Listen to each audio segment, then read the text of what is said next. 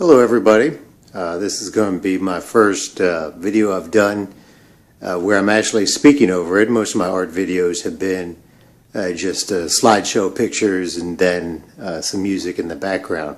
But I kind of wanted to talk about this one a little bit. It's a little bit larger than some of the ones I've done before. I did this for somebody and they've really enjoyed it. I had a chance now to come back and video it to kind of show everybody else on my YouTube channel, and I think a lot of people will really like this one. It really set well with the home that I made it for. Basically, I wanted to create something that was going to complement the person's home. Their home had a lot of earth tones to it, browns and reds and oranges, and I wanted to create something that kind of played off of that. The black frame that I used sets very nice, kind of striking, separates it from the rest. And then I did the matting that goes around it. It's kind of a little bit of a copper brown, kind of going for almost a leather type of look, but it's actually a custom matting color that I did. And then I centered the artwork. The artwork's actually done on heavy cardstock, archival, with acrylic paint.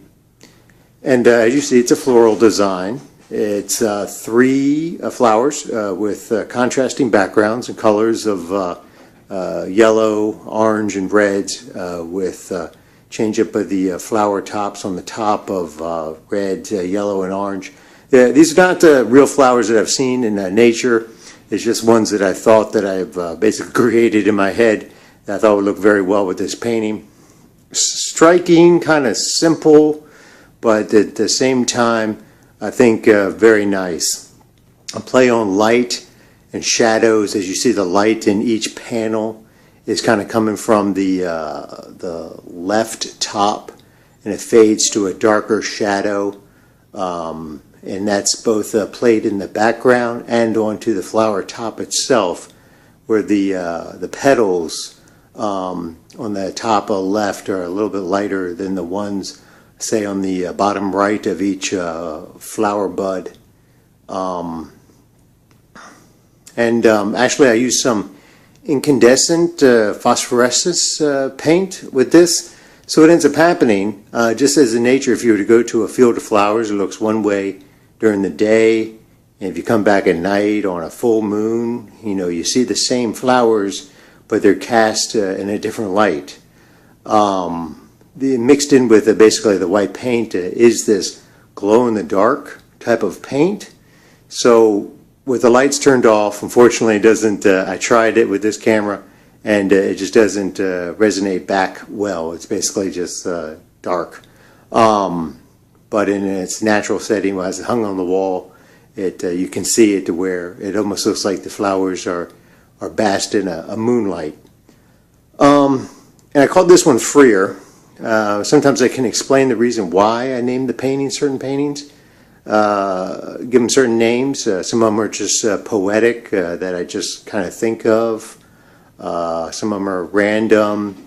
Some of them I can explain why, and sometimes I can't. It's just kind of name just kind of comes to me. It kind of basically creates its own name from the universe. And that's it. I both signed it and dated it and titled it original. Signed it and printed my name on the bottom right, just in case people can't read my signature. Titled the painting in the center and also indicated the date and wrote original on the bottom left. I've seen that in other historical paintings, and people have told me that's important kind of for historical reference in the future. So basically they know where it came from. So that's it. Hope you like this one, and I'll try and create others where I explain the artwork in other videos. And that's it. I'm going to get a little bit of a zoom up on this one so you can see some of the details. And that's all.